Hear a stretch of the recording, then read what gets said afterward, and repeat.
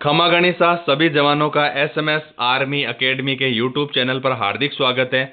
Army GD clerk and tradesman 2026 को target करते हुए हम क्वेश्चंस जीके के डिस्कस कर रहे थे।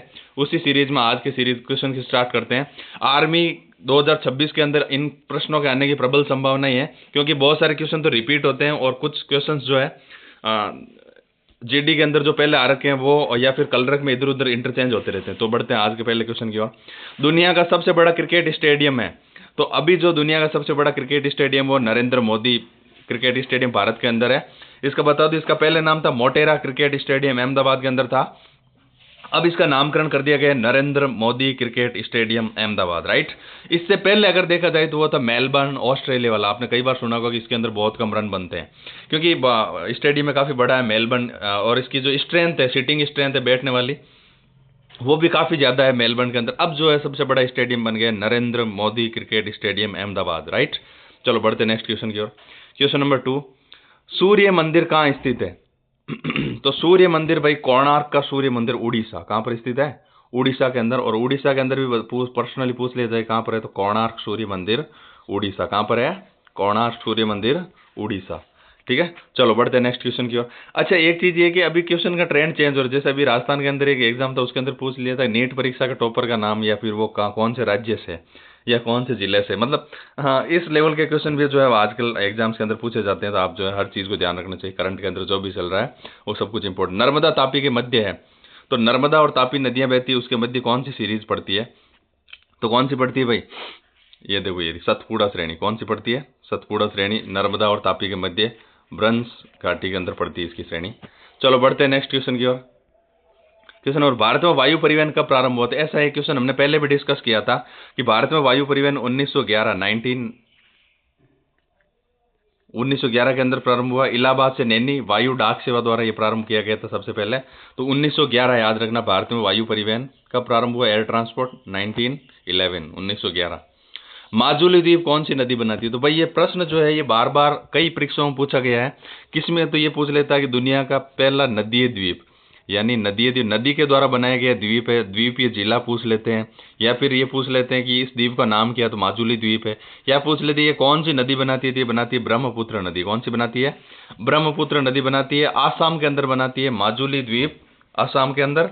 और ये दुनिया का पहला द्वीपीय जिला भी है। तो कई प्रकार से ट्विस्ट हो के क्वेश्चन पूछे जाते हैं माजुली द्वीप को लेकर, ब्रह्मपुत्र नदी के माजुली द्वीप को लेकर। तो आप ध्यान रखना, इंपॉर्टेंट क्वेश्चन है। बढ़ते हैं क्वेश्चन नंबर 6 की तरफ। आज नेफा किस राज्य का पुराना नाम है? तो भाई नेफा होता है नॉर्थ ईस्ट फ्रंटायर एजेंसी।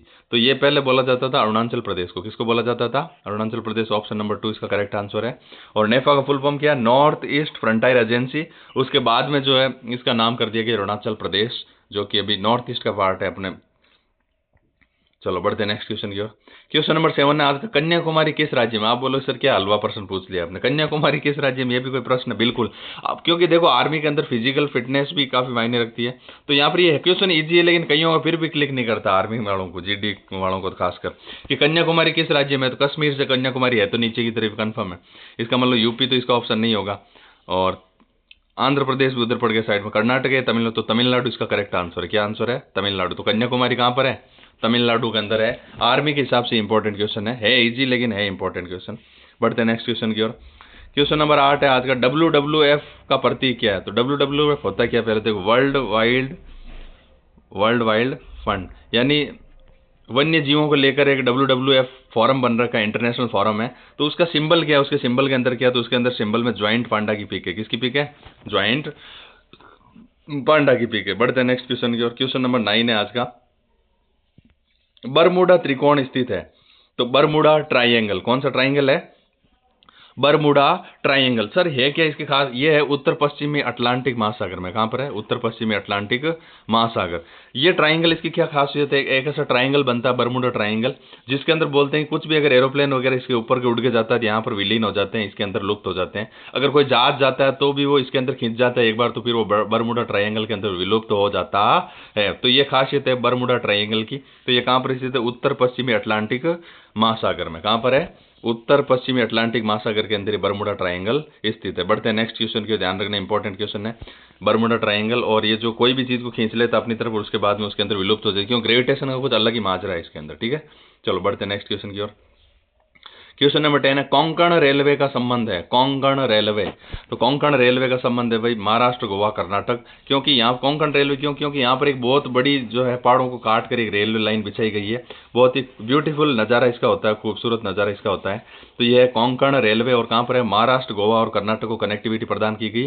काफ़ी इसके अंदर बजट लगा था, खर्चा काफ़ी हुआ था इसके अंदर कोंकण रेलवे के अंदर, लेकिन ये जो है डेफिनेटली एक अचीवमेंट है कि इतने सारे पहाड़ों को काट के कई जगह सुरंगें बना बनाकर जो इस रेलवे को विकसित किया गया था। तो आज के 10 इंपॉर्टेंट क्वेश्चन की सीरीज समाप्त हुई।